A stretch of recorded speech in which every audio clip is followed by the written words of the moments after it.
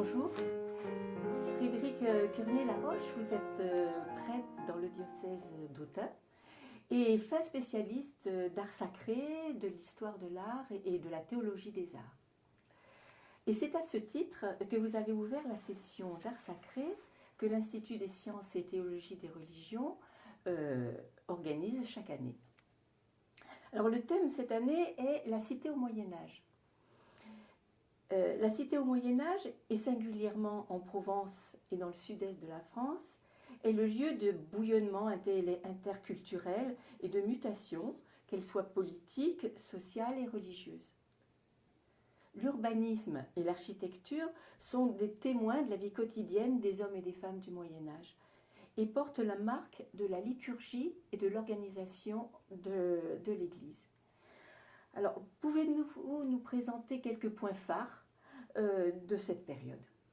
Bien, on a voulu montrer que dans cette cité médiévale, il y avait en quelque sorte une cité dans la cité épiscopale. Et le point pivot, en quelque sorte, la cathédrale, n'était pas uniquement le lieu religieux et spirituel que l'on connaît, qui attire l'attention, mais il y a tout un ensemble aussi d'organisations spirituelles, mais aussi administratives, voire même juridiques, qui sont associées à la cathédrale, que l'on appelle justement le groupe épiscopal ou la cité épiscopale, avec la résidence de l'évêque, le palais épiscopal, le quartier canonial, le quartier des chanoines, puisque associé au ministère de l'évêque et à la cathédrale même, nous avons les chanoines, le chapitre, qui vont aussi participer et contribuer au développement de cette entité qui va se manifester, prendre place dans la cité médiévale. Et nous avons voulu aussi, dans cette première rencontre, montrer que eh bien, le rôle à la fois de l'évêque et des chanoines ensemble, mais aussi progressivement avec le temps qui va passer, de ce rôle peut-être un peu plus indépendant et à part des chanoines, va contribuer au développement d'un autre pouvoir que celui de l'évêque, même si ce pouvoir de l'évêque est encore très important.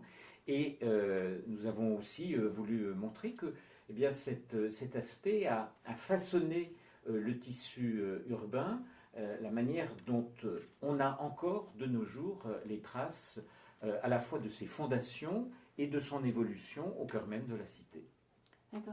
Vous disiez qu'en fait, on est passé progressivement au fil des siècles d'un temps très collectif, d'une vie communautaire forte, à une vie plus individuelle. Tout à fait, puisque on va avoir au départ, à l'époque paléochrétienne, donc aux alentours du IVe siècle, 5e siècle, la vie en communauté, à la fois de l'évêque avec ce qu'on appelle sa familia, son entourage, dont font partie les chanoines, avec un bâtiment qui va accueillir toute cette population. Et puis progressivement, on va avoir la séparation à la fois de l'évêque avec sa familia d'un côté et le quartier canonal de l'autre. Et progressivement encore, pour ce qui concerne les chanoines, eh bien, il va y avoir quelque chose qui va les amener à un peu plus de vie individuelle.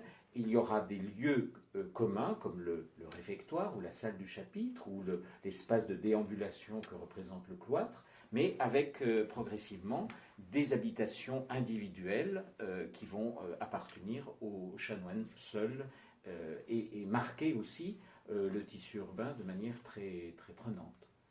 Alors, ce que j'ai trouvé intéressant aussi, c'était cette histoire de double cathédrale, parce que actuellement, quand on visite une cathédrale, on ne se rend pas forcément compte des vestiges de cette double cathédrale et d'où cela vient-il. Alors, c'est toute une dimension et des formes architecturales qui vont se développer dans la période médiévale. Alors, quelquefois de manière concomitante, et donc tout le travail aussi des archéologues et des spécialistes, des historiens d'art, est de voir si cette double cathédrale est une entité commune ou si, comme par exemple on s'est penché sur le cas de Fréjus, si ces deux nefs mises côte à côte n'étaient pas des constructions séparées et des aménagements postérieurs. Et il y a quand même, c'est ce qui se passe à Apt, c'est ce qui se passe à Aix-en-Provence, et nous en avons d'autres exemples en France, une double utilisation de ces deux nefs. Alors, vraisemblablement, peut-être l'une pour l'évêque et l'autre à un usage plus paroissial ou pour la réunion des catéchumènes. Le débat reste encore très, très marqué pour connaître la vraie signification. D'accord. Et alors, je crois que vous connaissez bien la cathédrale de Fréjus. Et en quoi, pour vous, c'est un cas exemplaire du vocabulaire architectural chrétien? Qu'est-ce que ça veut dire? Et pour aussi cet exemple de la cité épiscopale, eh bien, d'abord parce qu'on a une implantation dans le tissu urbain dès la haute antiquité, puisque nous avons les fameux cardo et decumanus qui délimitent les voies d'accès principales du centre de Forum Julie. Et puis, de manière très impressionnante, la cathédrale va s'installer au cœur de la ville, justement à la croisée, à l'intersection de ce cardo et de ce decumanus, en prenant appui sur des constructions d'une villa romaine. Et on va avoir d'abord la première cathédrale paléochrétienne associée au baptistère du 5e siècle qui est encore en place, et donc tout le développement ensuite progressif aux époques médiévales de deux nefs qui vont former donc cette cathédrale, du palais épiscopal avec les fameuses tours crénelées et des fortifications qui étaient caractéristiques des XIIe et XIIIe siècles, et puis ensuite le développement dans la partie nord du quartier canonial. D'abord, c'est une parfaite illustration de ce qu'on disait tout à l'heure, d'abord avec des espaces en commun, et puis une individualisation dans le quartier et autour du cloître, et aussi avec des accès ouverts aux fidèles qui pouvaient aussi traverser cet espace canonial. Donc Fréjus est quand même emblématique de cette cité épiscopale qui a profondément marqué eh bien, la période médiévale chrétienne, et qui le marque encore, et qui se lie très très bien aussi, puisqu'on a vraiment le regroupement de tout cet ensemble, dont la cathédrale et le pivot. Oui, donc est-ce qu'on peut dire comment la liturgie ou bien l'organisation du clergé peut influencer l'architecture? Alors c'est très clair, et à Fréjus, mais aussi dans les fouilles qui ont été réalisées à Marseille ou à Aix-en-Provence ou dans d'autres cités, bien au-delà de la Provence.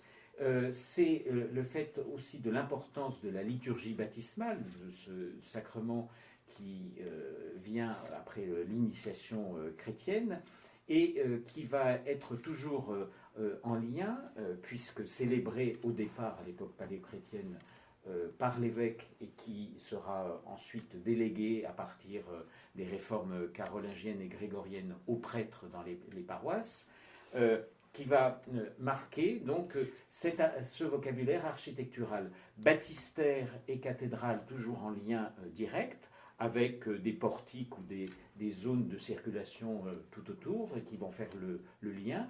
Et ensuite, la présence du palais épiscopal et du quartier canonial, puisque les chanoines sont là aussi, il ne faut pas l'oublier, même s'ils avaient un pouvoir temporel comme l'évêque assez développé, qui vont participer à la liturgie, justement en lien avec le ministère de l'évêque. Et donc tout cela est profondément marqué Ça sera aussi plus tard, mais là ça sort du cadre de la période qui nous occupait en ce moment, c'est la présence des chœurs des chanoines, des stalles et de témoignages que l'on peut facilement lire et appréhender encore de nos jours.